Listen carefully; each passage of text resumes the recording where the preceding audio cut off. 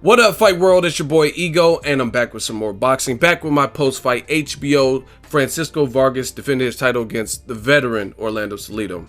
Before I get started on my post-fight commentary, I gotta say salute to the two warriors. True Mexican style. I mean, blood and guts. They put everything on the line. The StubHub, I don't know what it is about the atmosphere. I've had the privilege of covering a fight there, and it's just the energy. It just brings out these dog fights. You look at great fights and stoppages. Berto Ortiz happened there. Then you also look at Tim Bradley versus Ruslan Provodnikov. Just a ton of great fights. It's just something about that. Triple G, Rubio, Donaire versus Walters. There's a lot of action-packed fights. I don't know what it is. It's just that location. Maybe it's the outdoors or whatever. But salute to Salido and Vargas both, because they really put everything on the line, risked their lives, and it was definitely entertaining as hell. A fight of the year type of candidate. Now, for my post-fight, you know I give you guys the good, the bad, and the ugly. The good was it was just an entertaining phone booth. I was having if you guys follow me on Instagram and Twitter, at BOXINGEGO. If you don't, just make sure you guys head over there and follow me on all my social media.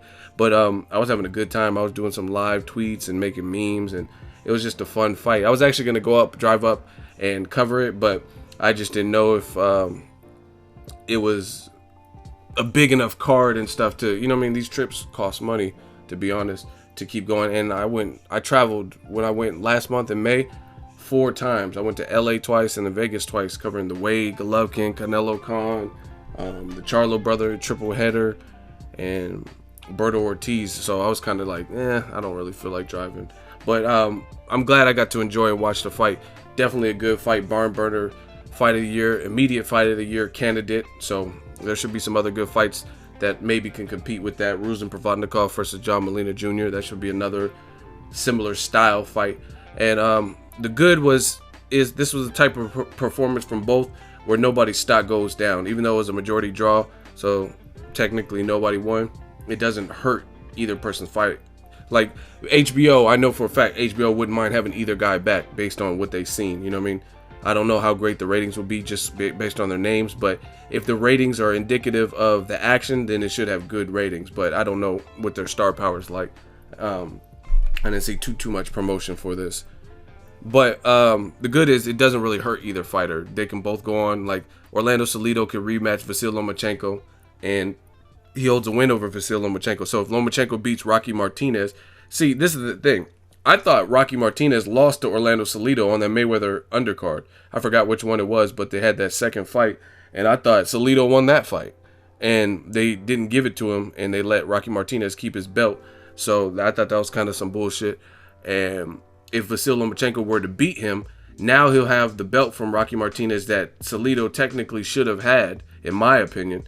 And Salido holds a win over him. So post-fight, they asked him, do you want to fight Lomachenko? And he said, I'm here, but I don't think he wants to fight me because I'm not a belt holder. I'm not a title holder. That's why he was trying to beat Francisco Vargas, but I don't think so. I think Vasyl Lomachenko, he had to learn on the job in that Salido fight. That's his only loss. He beat a guy like Gary Russell after and had a couple other wins. So I think he wants to fight Salido even without a belt, just to give himself peace of mind. Like, I could beat this guy, you know what I mean? Because he actually hurt Salido in the 12th round and looked like he might have been able to stop Salido. So that's the good with this fight, is no one's stock goes down, no one's stock drops. They both conducted themselves as warriors, and they can just grow from the experience.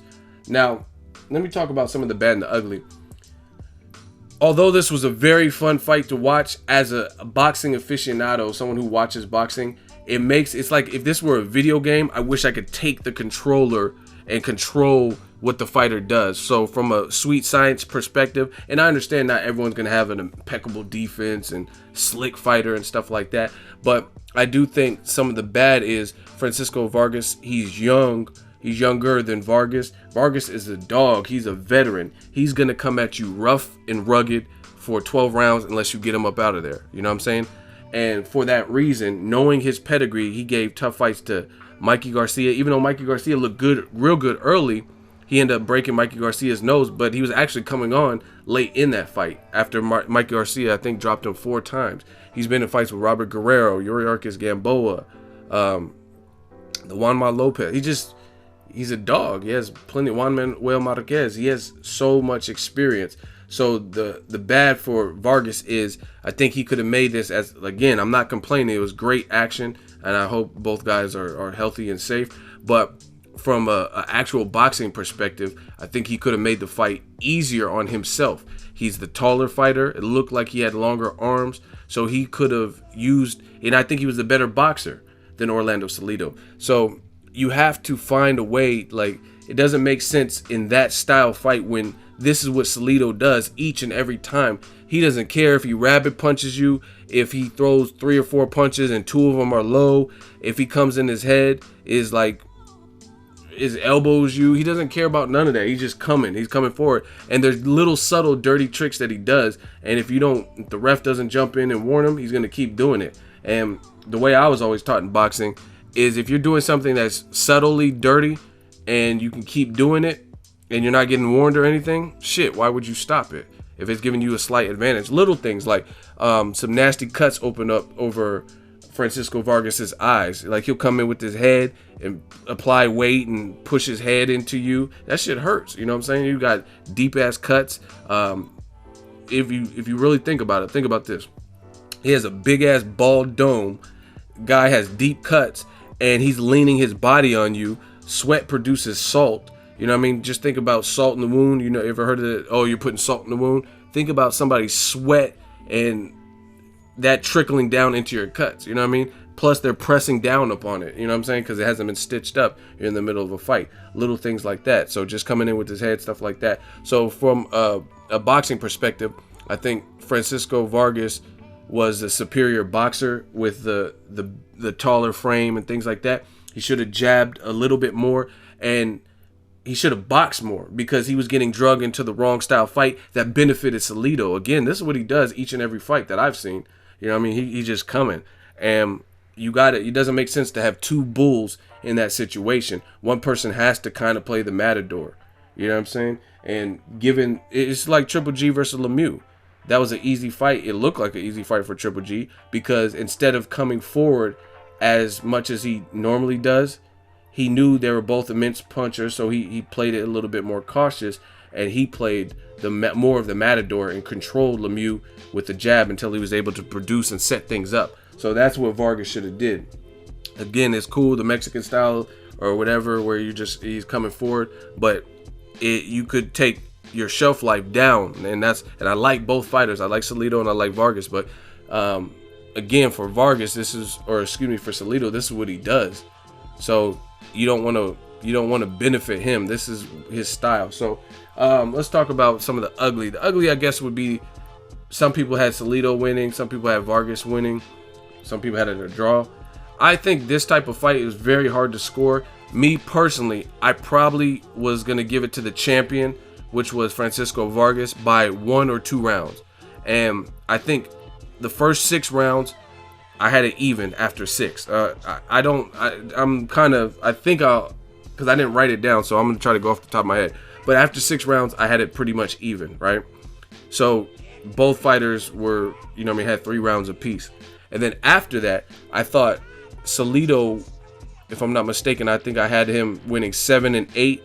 And then I had Francisco Vargas winning 9 and 10 and 11. And then 11 and 12 were kind of swing rounds, but I think Vargas, he landed a real significant, a right hand that rocked Salido's head back in round 12. So I would have gave him that. So again, rounds 11 and 12, a little bit questionable, but I would have had Salido winning when it was all said and done by a round or 2. Or excuse me, Vargas. I would have had Vargas winning by a round or 2 when it was all said and done. But I'm not going to complain, because this is a type of fight where it kind of depends what you like, and it's almost impossible to score, because they were fighting with such tenacity, such durability, such heart.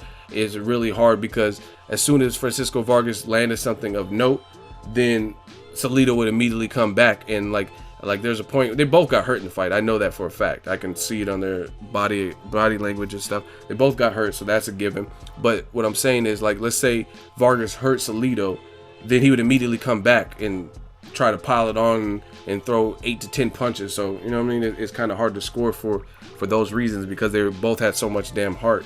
Good fight, great fight. I enjoyed it. I just think Francisco Vargas, being the more skilled and the taller of the two, he could have made this an easier fight. You don't want to, again, his last fight with the Japanese dude, Miura, that was a war. This was the fight of the year, and it's great for the fans. It's great to watch, like, oh, wow, Mickey Ward, Arturo Gatti. But you don't want to develop that as a habit, because not all these fights are going to end like that. You know what I'm saying? You get in there with someone who's skilled as hell, but then they have power too. You don't want to be in those types of wars with them. You know what I mean? It just so happens Salido, his style works for him, but Francisco Vargas wouldn't want to have the same type of a fight without a game plan, kind of, as like if you were to fight Nicholas Walters or Vasyl Lomachenko, because they're different styles. You know what I'm saying? So you got to do stuff to pace yourself. But I think Vargas got his second win in round 7 or so, and I thought he did enough to pull it out. But I'm not going to complain about a majority draw. He gets to keep his belt, and it was that type of fight. It was a close fight, like Salido, and they both showed a lot of heart. So really, really hard to score. Drop it in the comment section. Let me know who you thought won. Definitely a classic type of fight, and like I said, neither guy's stock goes down. I just think Vargas, he's going to learn from this, definitely from this experience, because he was in there with someone that was super rugged, and that's how Lomachenko had to learn. Lomachenko was just like, oh, I have this almost 400 wins in the amateurs, and he thought it was going to be easy work, and he got in there with Salido, and he's seen how much of a veteran he is. He'll do anything to win. He seems tough. That's why it's kind of shocking that they're saying he got knocked out 5 times in his first 15 fights when Salido was coming up. But I guess he just didn't develop his man strength. He was like 15 in Mexico, and he had to learn on the job or whatever. But it's just shocking, because I've seen him in wars.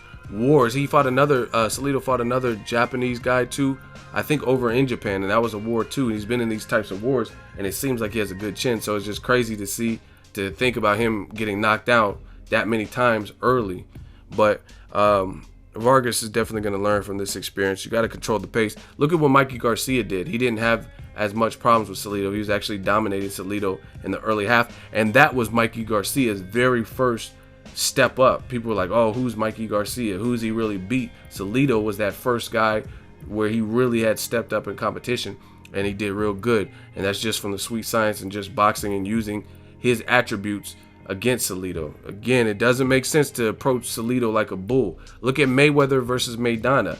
Why is Mayweather going to try to be a bull when the guy outweighs him, is big, unorthodox, has power like Maidana, and keeps plowing forward? That's when you have to turn into the sniper, sharpshooter, fight off the ropes, use some defense, use some legs, and just overall smart boxing. But it was fun how they did fight.